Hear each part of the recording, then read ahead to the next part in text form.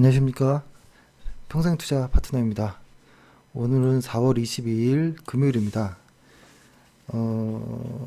시장 끝나고 회원분들이랑 저는 보통 통화를 좀 하거든요. 제가 회원분들이랑 통화하는 거를 원래 좀 좋아합니다. 이렇게 수다도 떨고, 그 다음에 회원분들이 뭐 하나씩 하나씩 이야기해 주시는 거에 제가 많이 좀 배우거든요. 그래서 그런 시간을 많이 갔는데, 오늘 같은 경우에도 좀 통화를 했는데 이런 이야기였습니다.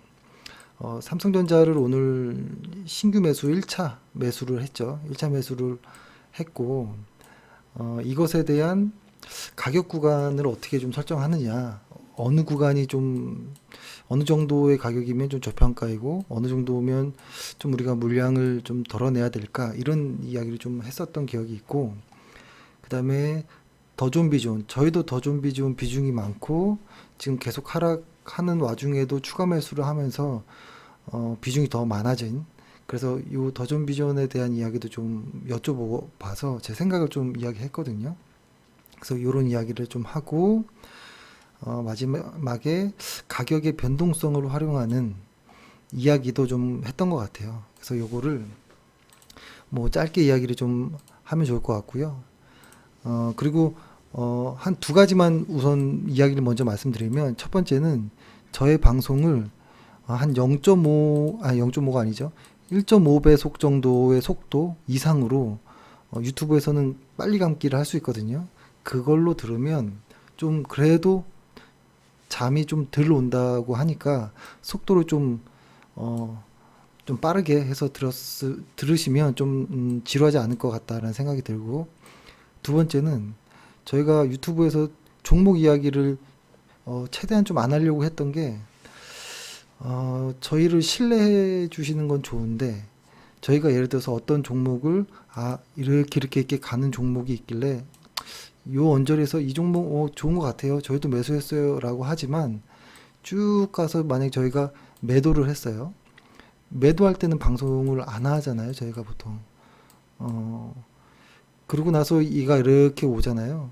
근데 저희가 방송을 안 했기 때문에, 요때 방송만 했기 때문에 실제로 이 매도에 대한 이야기를 안 해서 계속 홀딩하고 있다거나 뭐 이런 분들이 좀 계시더라고요. 그래서 종목 이야기는 최대한 하지 말자. 카페에서만 좀 이야기를 하자. 그래서 이제 카페에는 종목 이야기만 하고 유튜브는 간혹 저의 생각이나 시황 뭐 이런 이야기를 했던 것이죠. 그래서 저희 방송을 만약에 듣는다면 일단 그런 어떤 부작용을 막기 위해서는 일단 저희를 신뢰하지 않는 게 좋아요. 저 사람이 그냥 저런 뭐 생각을 하는구나 정도로만 생각하시고, 어, 뭐 참고 정도만, 그래 뭐 너는 그렇게 생각하니까 나도 다시 한번 검토해 보지, 뭐 요 정도로만 보시고 전반적으로는 그냥 안 믿는 게 좋습니다. 뭐 저희가 뭐 어떻게 주식을 알겠습니까? 주가가 어떻게 움직일지, 그죠? 그런 건 모르는 것이죠. 그래서 이런 이야기를 먼저 말씀드리고, 짧게 최대한 안 졸립게, 회원분도 그러시더라고요. 한 10분 넘어가면 힘들다. 그래서 최대한 좀 짧게 빠른 말투로 이렇게 좀 하겠습니다. 일단 오늘 사실 삼성전자를 살까, 코덱스 200을 저희가 3차 매수까지 했는데 최근에 이렇게 많이 떨어졌을 때 한 번 더 하기에는 할까, 코덱스 200을 그러니까 4차 매수를 할까, 삼성전자 1차 매수를 할까 고민하다가, 일단 코덱스 200은 뭐 비중 많이 있으니까 코덱스 200보다 ROE가 높은, 그러니까 시장 평균의 ROE가 코스피의 평균 ROE가 한 10 정도 되잖아요. 삼성전자의 ROE가 아마 올해는 뭐 한 14 정도 나올 거니까 PER은 좀 비슷하지만 삼성전자를 새로 하는 게 낫겠다라는 생각을 했었고, 삼성전자의 가치 평가를 해 보니 저희가 볼 때는 뭐 다양한 이야기가 있을 수 있겠지만 저희 생각에는 그렇습니다. 여기다 써놨는데요. 저평가 구간은 한 5만 8천 원 정도에서 한 6만 5천 원 정도로 봤습니다. 저희 저평가 구간. 근데 오늘 저희가 샀던 금액이 한 6만 7천 원 정도의 매수를 했잖아요. 사실 저희가 가장 희망했던 가격은 6만 원 정도였었거든요. 그러니까 지금 1차 매수하고 10%더 빠지면 2차 매수.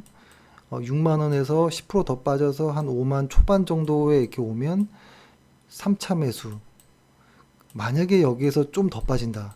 그때는 아주 묵직하게 좀 이렇게 훅 이렇게 매수를 좀 해야지라고 생각은 하고 있었고, 이렇게 직원분들에게도 뭐 그런 이야기를 좀 했던 것 같은데, 오늘 뭐 하고 나서 이제 직원분이 퇴근하면서 그 얘기를 하시더라고요.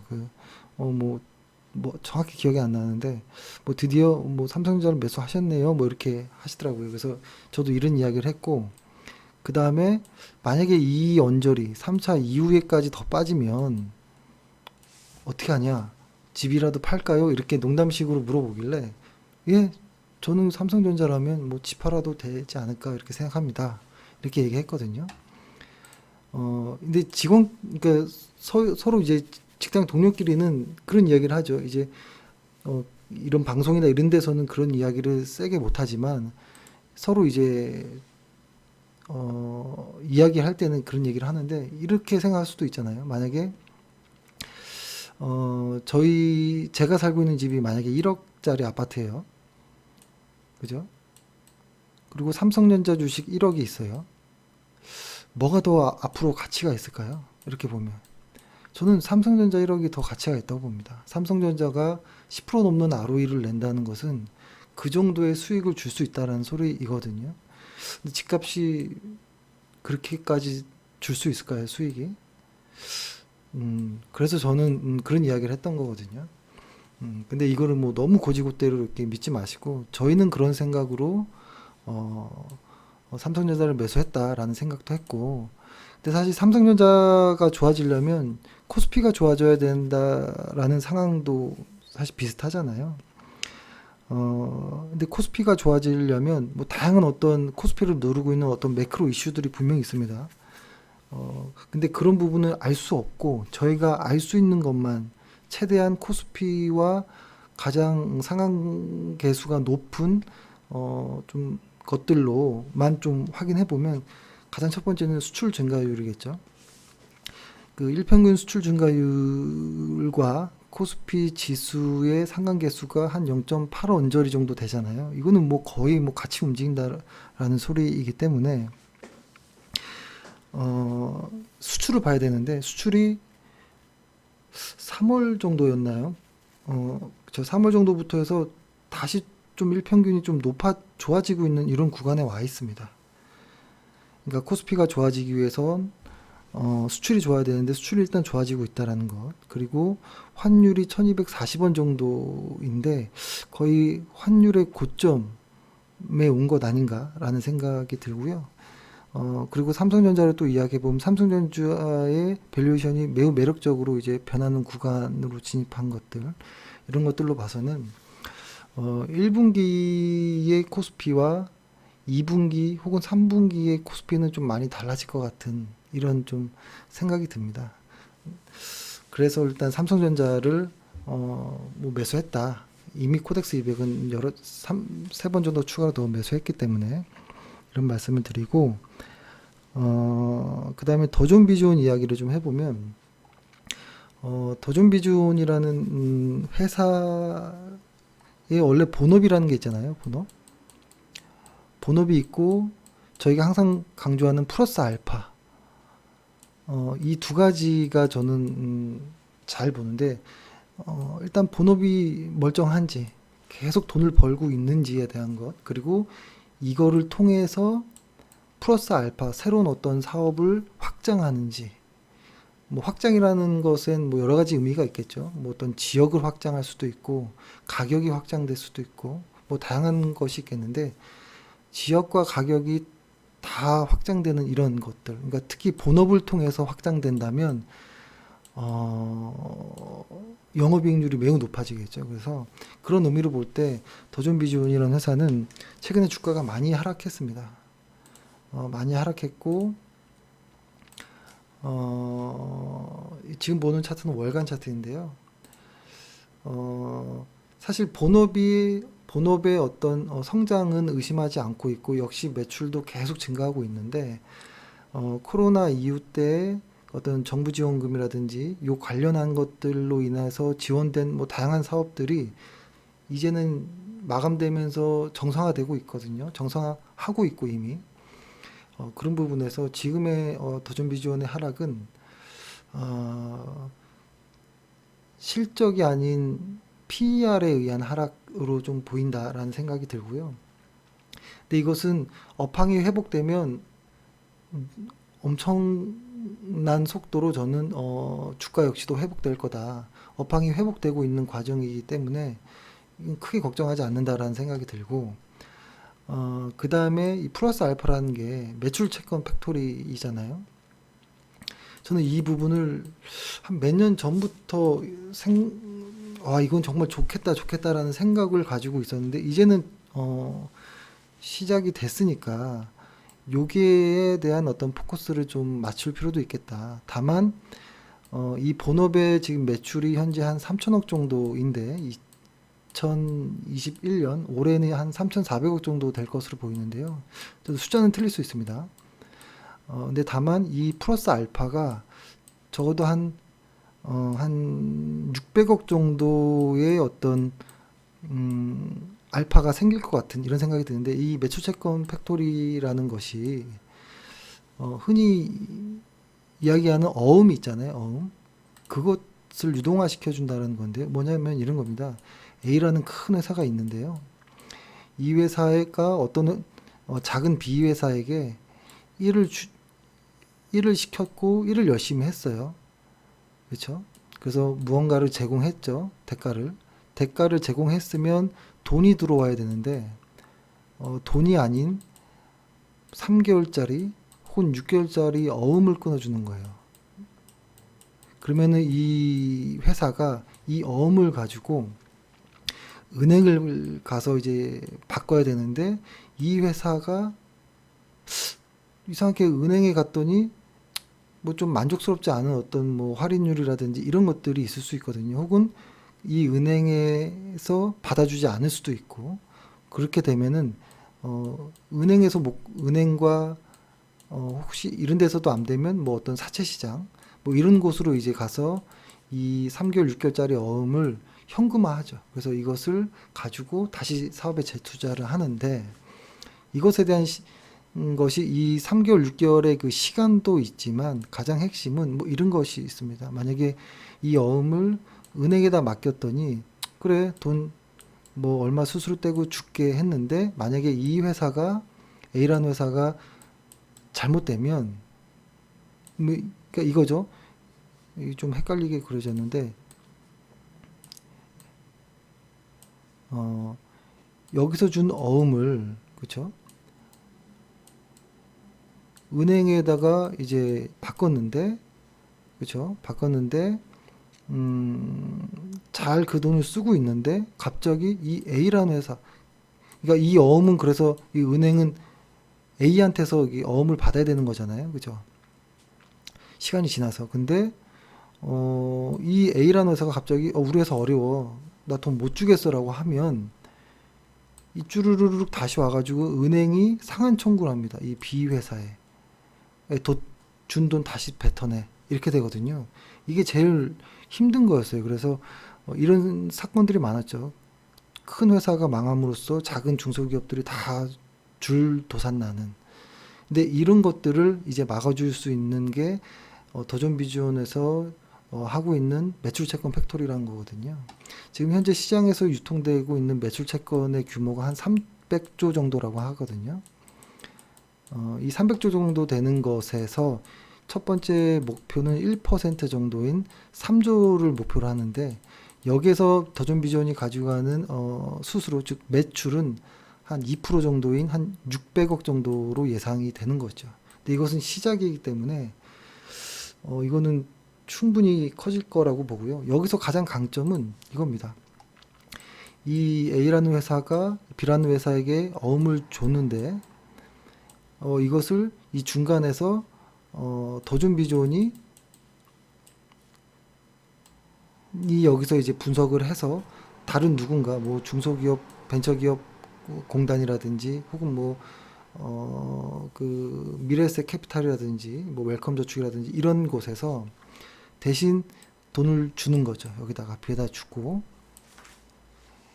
여기다는 수수료를 주고 그쵸? 뭐 이런 식으로 이렇게 되는 거고 그리고 이 회사가 잘못돼도 얘네가 이 비역에다가 상한 청구를 하지 않습니다. 더존비존의 팩토리 시스템은.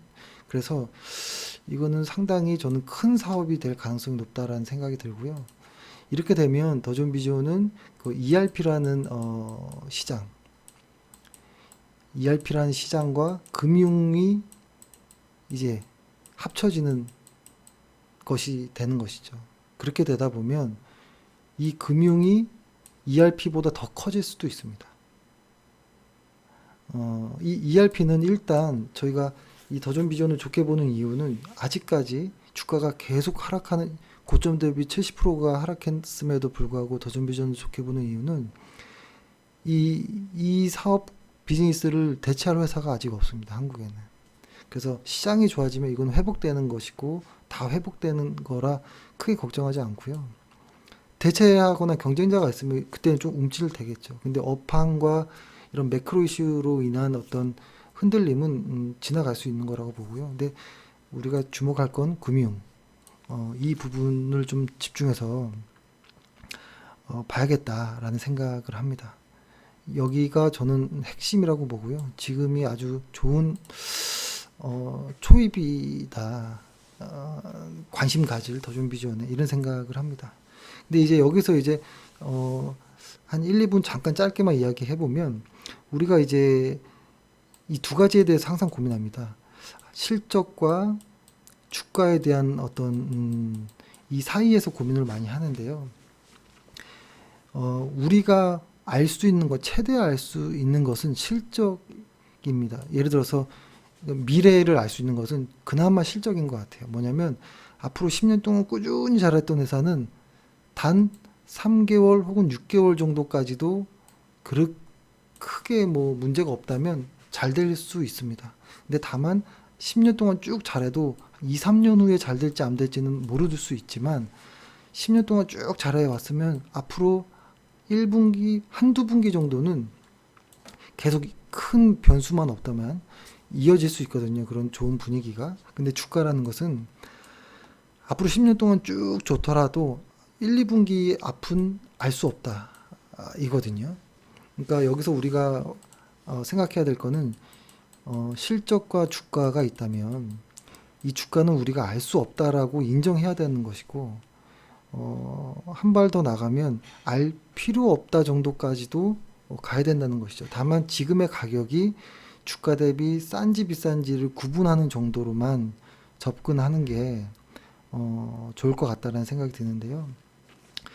요 이야기는 제가 오늘 시간이 좀 너무 많이 되니까 다음 주 정도 해가지고 주가와 실적으로 변동성을 활용해서 이렇게 하는 방법에 대해서 조금 더 시간을 내서 말씀드리도록 하겠습니다. 일단 요 이야기는 요 정도만 하고 그래서 결론은 더존비존의 실적은 좋을 것이라는 것을 일단 알 것 같아요. 근데 주가는 빠지고 있거든요. 근데 이만큼 앞으로의 미래 실적도 좋을 것 같기 때문에 저는 지금의 주가보다는 일정 시간 이후에 더존비존의 주가는 위에 올라가 있을 거라는 생각은 합니다. 다만 그 정확한 시간은 모르지만 모든 것들이 걱정할 내용이 사업 부분에서 없기 때문에 기다려도 되겠다 이런 좀 안심은 됩니다. 예, 이렇게 하고요. 제가 요거는 좀 더 다시 요거에 대해서 요런 것에 대해서는 정리해서 다음 주에 한번 다시 말씀드리도록 하겠습니다. 이번 주 고생 많으셨고요. 예, 주말 잘 쉬시기 바라겠습니다. 감사합니다.